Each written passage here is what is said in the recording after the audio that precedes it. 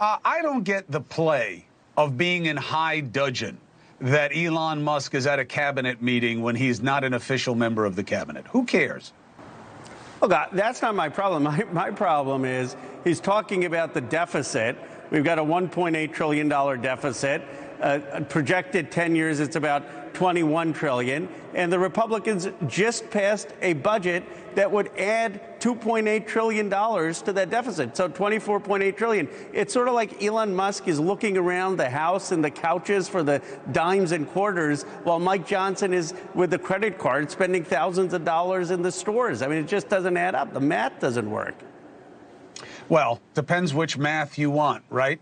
Their counter is, oh, yeah, look at the last time we did the tax cuts. Everybody had $3,000 more in their pocket than they do today. And all that revenue, all that investment, that generated an economy that was much better than what you guys did on your watch. Chris, we can argue about the economy, but the reality is the numbers are the numbers. Donald Trump added $8 trillion to the deficit. Now, some of that, granted, was COVID funding, but the reality is the tax cuts created a deficit, and both parties have been creating these deficits. So you've got to be straight with the American public. Like, look, Hegseth says, I want to cut defense 8%. I start cheering. I've been voting against the Pentagon budget for years because of defense contractors. And then what do House Republicans do? They pass a budget that literally increases the defense budget by $100 billion. So you can't be saying one thing on television and voting a totally different way in Congress. So you guys don't want tax cuts for the rich. How open are Democrats, and are you going to offer an alternative budget that shows cuts that add up for the American people and get the debt down?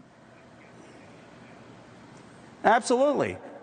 Jon Stewart had a great monologue on this. Start with cutting the subsidies to fossil fuel companies. Start with having Medicare negotiate the pharmaceutical prices. Cut some of the Pentagon defense contracts to the 5 primes. And that's where I said if Musk was serious about that, because he did SpaceX, that people would work with him. Bernie Sanders, Elizabeth Warren said that on the defense contracting.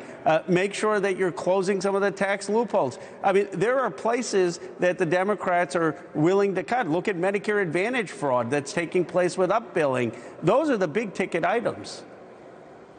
No, the entitlements are the big ticket items. And look, all due respect to Stewart, I don't know who writes his stuff. I'm sure he has a great team. But you and I both know not all subsidies are the same, right? There's certain things that are done to get states to get corporate activity there that they desperately need. They're the biggest employers. They put a lot of money into the economy that they could take away and go somewhere else, right? I mean, it's easy for a comedian to make a line out of it, but the reality is a little different, no? And why not go after the entitlements? That's where the money is.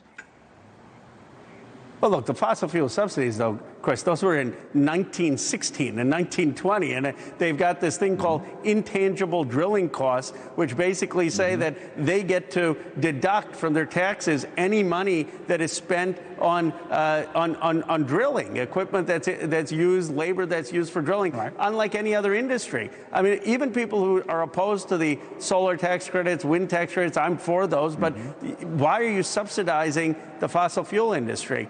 My view is that the Democrats have other places, the negotiation with pharmaceutical companies. I mean, this is something Donald Trump has talked about, that Americans shouldn't be paying more than people in other parts of the world. Let's come together on that. Let's negotiate with the pharma companies to lower those costs.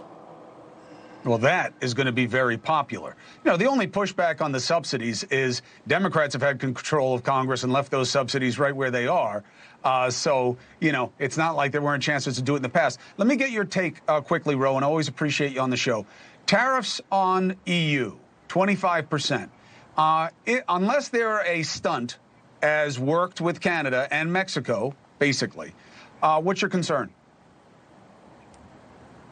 Why are we tariffing in a blanket way our allies? Here's what I'm for.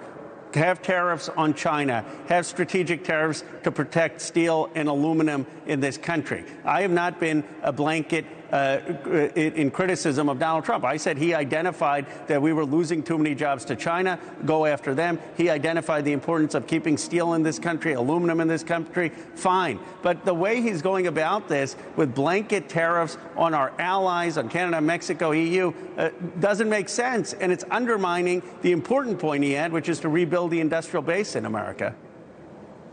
You still have confidence in Doge? By the way, my critique of Doge is I love what they're doing. I don't like how they're doing it. They shouldn't have been putting up numbers like this. They should have come to you guys in 60, 90 days and said, here's all the stuff we found, instead of doing this, Twitter by the second kind of, hysteria that they're doing. But are you worried that they pulled down some of their biggest savings that they were bragging about last week? I am worried that they pulled down 5 things and they got basic facts wrong. Oh, it wasn't an $8 billion contract. It was an $8 million contract. But the biggest thing I was concerned about, and we put out a video where people can see for themselves, Trump voters saying that they were fired. It was a Valentine's Day massacre. They were notified by email, many of them veterans. 30% of the people fired are veterans, and a lot of them are high performers. Now, if they had a rational plan and they said, look, over the next year, we're going to evaluate the performance of people, we're going to look at reorganization, and they came to Congress, that would be one thing. But what they're doing in terms of just mass firing without looking at who's being affected is really hurting people. And I asked for some of these people to be reinstated. I hope some of them will. Many of them voted for Donald Trump and served in Iraq, served in Afghanistan, and actually were extraordinary performers in their reviews. And they just got these emails on February 14th saying they're going to be fired. Elections have consequences, and they're not always good. Khanna, appreciate you being a fair broker. Appreciate you being here.